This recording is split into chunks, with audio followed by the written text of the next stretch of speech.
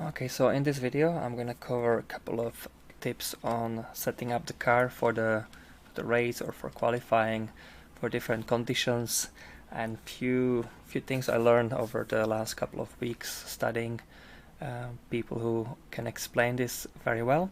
So I'll try my best to explain it as best as I can to sort of simplify it and get a couple of my personal preferences and what I experimented with and found working. So first of all, you have to set up safe and aggressive. So in some cars you can, let's say for example Lamborghini on aggressive setup might be very sensitive, and then the car will be easy to crash. So what I found, for example today, I started with a safe preset, and basically the car was really stable. Then from there you can make it a little bit more aggressive, a little more fast from there. And some cars which are basically quite stable from the get-go, you can actually start from aggressive preset. So most people recommend starting from aggressive setup as default for being fast, but it's difference between making a fast setup for one qualifying lap and it's different when you have endurance race or if you have like 1 hour race where you don't want to be making mistakes. So eventually the aggressive setup can cause you more mistakes, so you must consider you're gonna make 1 second faster lap, or you're gonna risk spinning once or twice per lap, or spinning every 2-3 laps, and that's gonna cost more time. And that also depends on the conditions, for example wet and dry, for example. So but there's a wet setup as well, which is usually softer and higher, and basically all the traction control and ABS is close to the max. I found with the wet preset, for example on Lexus, we had automatic, so the default wet preset was map 4 for the Lexus, and it was very lazy, and in Silverstone we were doing I think 4 seconds slower because it had no power on a long straight. So I found even in heavy rain sorry, it was still fine to do the map, the ECU map 1, and just be careful in the corners. But that extra gain in the throttle power, the output to the wheels was much stronger and was easier to go faster. So again, some of the things I found not that great. Anyway, let's go into a setup. So I already have here a new setup. I was just testing 2 different things here. So we were testing the stiffer setup, and then I just made a variation of it with a softer suspension. So I'll go to the softer one since it is a little bit newer and I was just a little bit faster in it. And let's explain what changed. So I'm going to the setup. So here, starting with the camber. If you have too much camber, you can overheat outside of the tire too much and eventually wear the tire down. So it has to be well balanced, also depending on the car, and depends on the track, and depends on the length of the race. So you might want to be careful with how much of that camber you want to add. So eventually, after doing a few free testing sessions or laps, you're gonna see here OMI, you're gonna see if there's more than 5, maybe even up to 10 degrees. If you have more than 10 degrees, you have a problem there. So these numbers between outside and inside shouldn't be really bigger than around 6, 7, ideally around 5.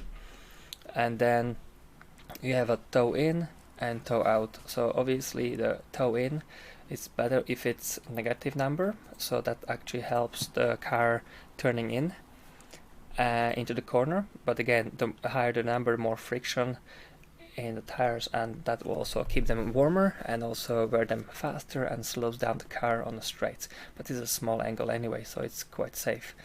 Now on the rear side, your toe should be usually in positive number, and that will make the rear a little more stable, especially under power. And the negative number from real racing, they don't recommend it, they don't use it much. It's making the car very dangerous to drive, so it's usually a positive number, but in simulators it's possible to do it in a minus and can help the car turning, but it can be really dangerously unstable. So normally it's positive number. And again, if you have a really long endurance track, you want to be careful not to go too high, because you're gonna wear your tires faster and increase the temperature. So as well, if you are on a track which is really cold, you can increase both front and the rear toe, so minus here and plus here, and that friction will create temperature. Caster, you can imagine the caster level, caster angle. It's like imagining a road racing bicycle versus mountain bike. So a downhill mountain bike will have like this bigger number, and so it's more angled, and the more straight down would be for something like a road racing bike. Or you can imagine a chopper bike versus some kind of road racing motorbike. So from what I know, the higher the number, it will make the steering wheel a little bit heavier, and it will want to realign itself into the center faster and stronger. So you kind of, the higher the number, the more you battle with the wheel. And also the higher the number, it will somehow change the camber level as well, the degree. So the higher the higher caster number, more sort of negative influence there is on the camber as well. I can't really explain exactly, but Ars Drives, he explained it really well. He has extensive 2-3 hours videos, 2-3 parts, so he's talking 5-6 hours about these things, about setups. You can actually go to his videos and check, but I'm trying to just sort of make a shorter video from what I learned from him and also Niels. So basically with a smaller number here, caster angle, it's easier to steer, it's easier to be more nimble in a sort of like a quick turns, slow turns. Okay, so what else? Okay, tire pressure. So usually you'll be aiming for hot pressures 27 to 28.5. So there's a little trick here, and also, by the way, it depends on the temperature of the road. So we have 31 now, but if you come next time and there will be 21, so 10 degrees colder, you will need more pressure, because the higher the temperature, more friction, more pressure. Obviously the heat will pressurize the tire, so eventually for the colder you might be dropping by 1 psi. So now there's a little trick, and I actually really find in this game, Assetto Corsa Competizione, it's quite sensitive, that if you make the front around 27.5, it makes the front a little bit grippier. If you make the rear a little bit harder, it helps to rotate. So eventually you make the car a little bit faster through the turns. It helps over a little bit of a rotation, and opposite way you're gonna make the car a little more stable. So if you make the front a little bit harder, like let's say 28.5, and you make the rear 27.5, 27, you're gonna make the car a little more stable. It will actually be more understeery. So it depends on the car and style of driving, but you can also do this. So personally, in some twisty tracks like this Kyalami, I prefer to keep the tires around 27.5, and I feel I'm having a little bit more grip through these fast turns. Okay, let's proceed over here. So obviously the telemetry laps, you can save it and eventually you can check in the MoTec. It's a free software. Actually you can see it here. It's a MoTec i2 Pro version, and you know, you can check a lot of stuff. So from my last race, Kyalami, you can see, let's say, oops, it didn't record it fully, so I have previous one. So let's go here, the little race here. Okay, so you can now see, for example, that's the lap 7. Where's the fastest one? Okay, that was some of my faster laps over here. Actually, this one. And you can see my average pressures were 27.8 and the rear was 27.7. So actually, it's quite ideal. then so the reason why I like going into MoTec, even just to check the pressures and temperatures after a couple of test laps, is that you can actually see the averages. You see this number here. If you click M here, you're gonna see this. So obviously I more care about the average per lap than some sort of like just every time I'm gonna look in the game and see where the pressures are. You kind of forget where each was, so actually seeing averages after a couple of test laps is good. And also brake temperature, the maximum, the minimum, and average. So you can see this one shouldn't go over 650, 700. So rear is always colder, and these numbers will also influence the pressure. So if you close the ducts in the back or front, or you open them, it will also change the temperature of the tire, and that will change the pressure. So that's why I put all of this on one page.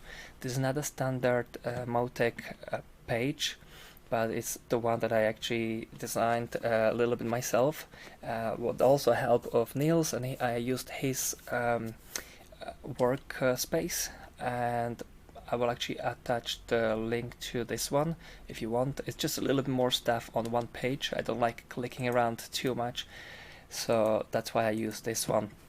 Just so on one page I just click temps and I can see temps and pressures. That's really important for me to set for the race. Even if you have like qualifying, you do 3-4 laps, temperatures are changing from session to session. You have 2 minutes after the race, you have a little bit of wait area.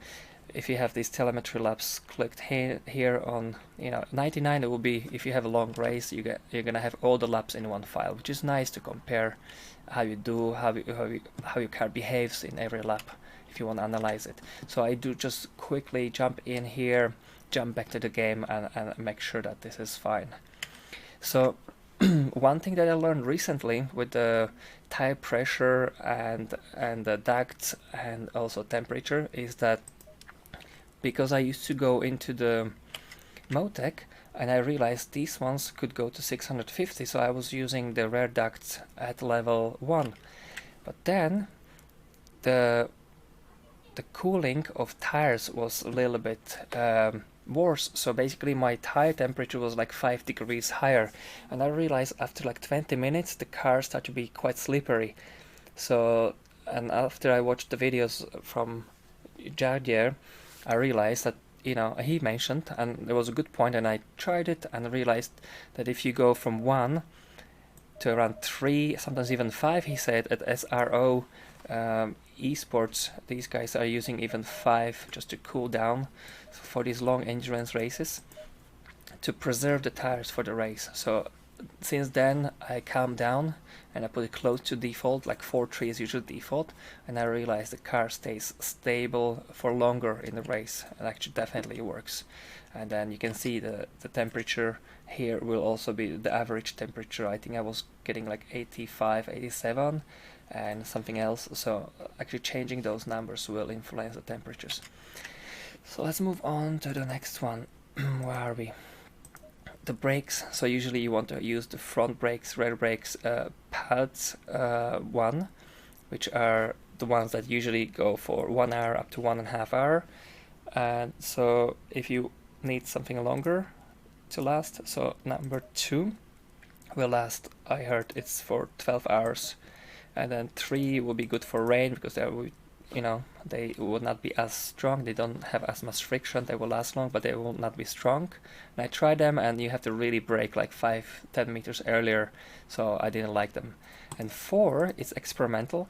It's basically, they start okay, but then they quickly degrade, and they basically simulate how worn out brake discs will feel like if you drive for like 10-12 hours. So you would possibly never use 4.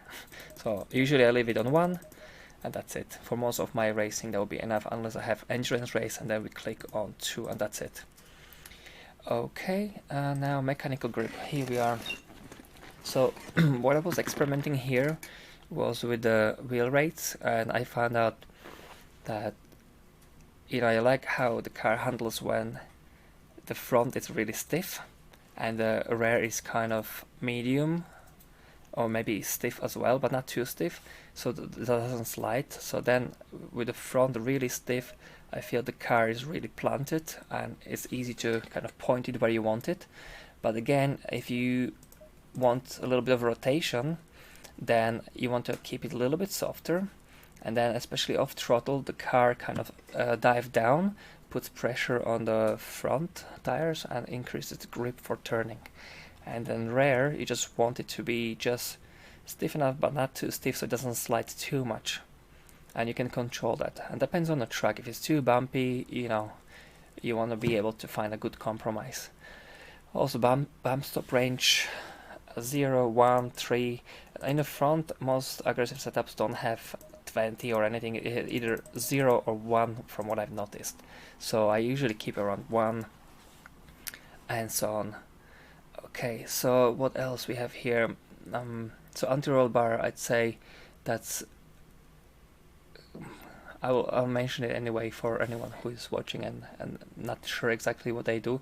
So if you increase the rear anti-roll bar, you're gonna make the rear more stable, and the car will be more oversteery. The rear will be sliding a little bit more, will be more rigid. And front, if you make the front a little bit higher, stiffer anti-roll bar, you're gonna make the front more stable, but you're gonna also increase understeer. So if you want to have a car that is a little more oversteery, you maybe slightly drop this one and slightly increase this one, and that could be the first step, and test it then. Almost forgot what it was. Now, brake bias, so you have normally around 55 to 65. Some cars I've seen, like Jaguar, I think it was 69 on default. So you want to have it anywhere from 55 to maybe 64. And some cars are more sensitive to it. It depends really on the track as well. When you need, let's say, trail braking and you have too much of the rear bias, so this is more rear bias than this.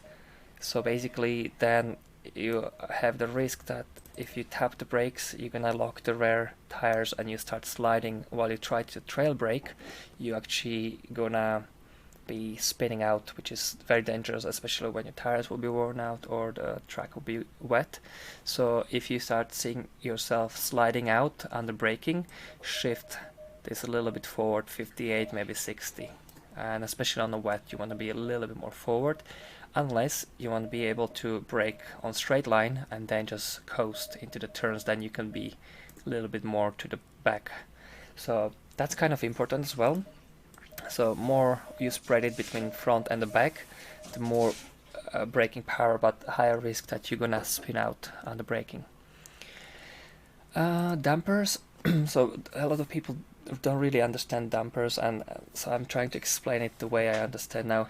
So you have a bump and rebound, which is basically slow bump, and slow rebound, which is basically opposites. So that's the driver's input. So if you brake, if you accelerate, if you turn, the car is moving. Well, this is using slow dampers. So the bump will be the compression, and the rebound will be to decompress the expansion of the springs. So basically, the bump is the first phase. That's the absorption of impact. But since this is the driver inputs, this is gonna be front bump will be especially on the braking. So imagine this, you're going into a turn and you jump on the brakes, car dives down, the nose goes towards the ground, rear is lifted. So if you have higher number for dampening of slowing down this suspension, you're gonna prevent the rear quickly lifting up, and also it will lift the rear diffuser off the ground, and also your the wing will lift, so your whole aero balance and whole downforce can be basically more ineffective, and you can spin out of that corner. So imagine you quickly jump on the brakes, your rear quickly lifts and you start turning and you have no downforce and you spin out. So basically, if that's what's happening, you can increase it to around 30. So already around here 20 to 35 is kind of high number, and it will maybe sufficiently slow down the dive of the front. Then how quickly it's jump up after you hit the brakes and then release the brakes, how quickly it pops back up, and to be able to absorb another compression of the front, the rebound speed. So normally I found here on most cars, especially this McLaren 720S, the rebound is always faster, so it kind of recharge itself for the next impact a bit faster. So if it's too jumpy, too bouncy, instead of having like 8-10, you're gonna make it a little more even, so the car doesn't have this kind of a sudden jump, and especially when that happens and you lose control, for example. So you want to balance it out. You can also see the dampers here in the MoTec. So you have here the left front, right front, and the rear. So if you see, let's say that your car, for example, let's go to the back, you have a bump in here.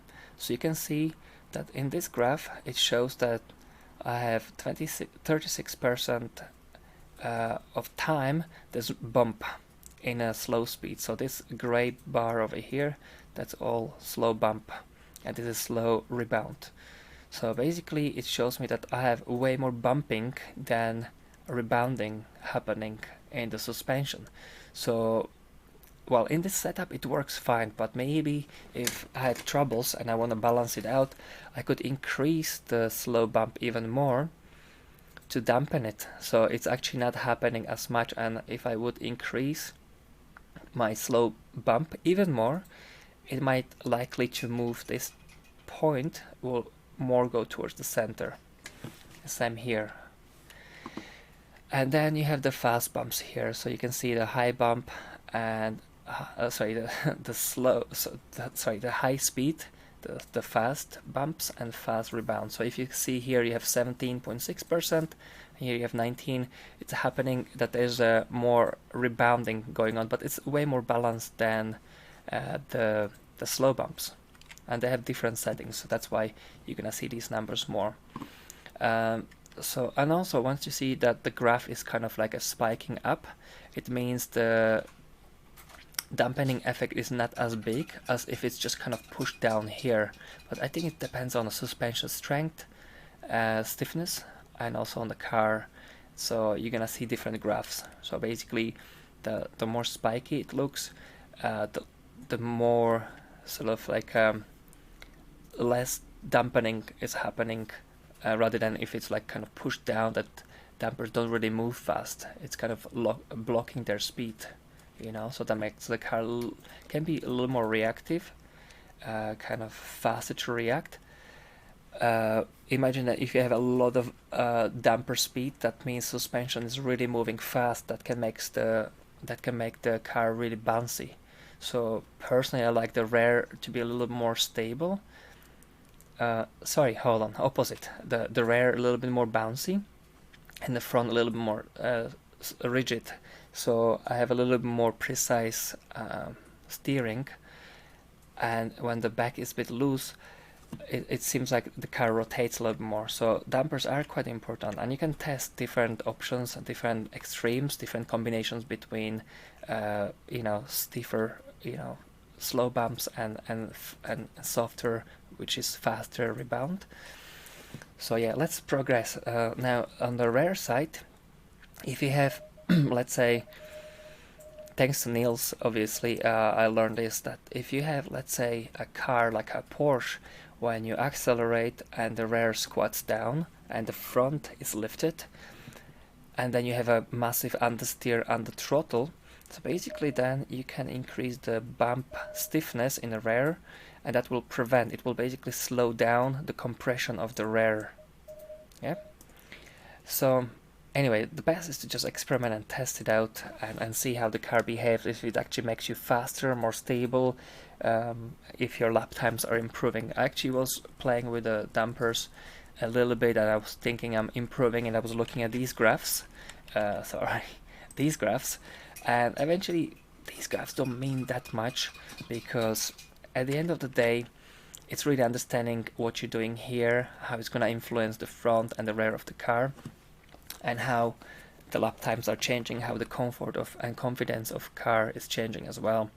So eventually I found that messing up with them a little bit too much, I lost around 1 second on my lap times, sometimes even more. So it's actually quite important to have them set properly. And one of the best ways is really just go from aggressive setup and see how they are, maybe compare them with the safe setup and see, you know, where in between you can set it up, and find a kind of personal preference for yourself. So then let me just quickly go through the fast bumps. So fast bumps are basically the impact from curbs and the uneven surfaces. When you run them really fast, the car hit it and the suspension have to react very quickly. That's fast bumps. So basically, again, you have a front that will basically, the fast bump will be when you impact, let's say, a curb. So if this number here was slower, that means the speed of compression in the front suspension will be faster. The wheel bounce in very quickly. That could be a good thing or bad thing. It depends on how many bumps in a row you have to hit and how the car handles together with stiffness of your suspension and bump stops as well. So basically, when dampers are soft, the car is wobbly. It's kind of like dancing around, and it takes a lot of readjusting. It's not as direct, it just floats, but it absorbs the bumps very easily and it's soft. So I personally prefer a little bit more, especially on a bump side. I prefer that how it feels.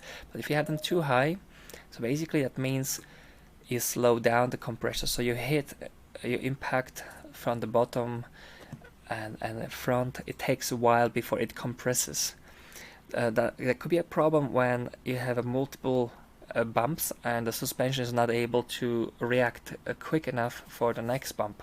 So basically, if it's not able to do it, the car jumps into the air, you lose traction. So if the front tires are off in the air, you can't steer, you can't brake. If the rear is off in the air, you can't steer, you can't brake. Your car is basically, not doing much, except it's risking that you're gonna lose control or time. So you have to balance it out. Depends on the track, and make it just appropriate for that. So usually when you have like a big bumps, I think it's good to have it like in the middle, really. No extreme softness, no extreme hardness. So that's what most of the aggressive setups are around, the kind of like medium, really. And the rebound, I think the rebounds are usually a bit softer. I mean, in certain conditions, certain situations, you can have sort of like uneven between bump and rebound.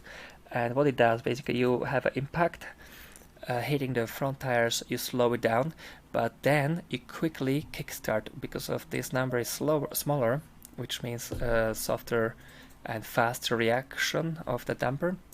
That means the spring will sort of like extend itself faster, so you can basically absorb another bump quickly again. So that's why in this setup on aggressive it was already like that, and car feels really good with it, and same on the back. So just best to play with it.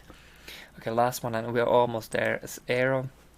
And basically when you lift the rear a little bit higher, you're gonna see the more air balance, more pressure comes on the nose of the car, so it helps to anchor the front, helps to be more planted and actually have more oversteer, because the back will become lighter. The air balance will not push the back as much into the road, so you're gonna help to rotate the car.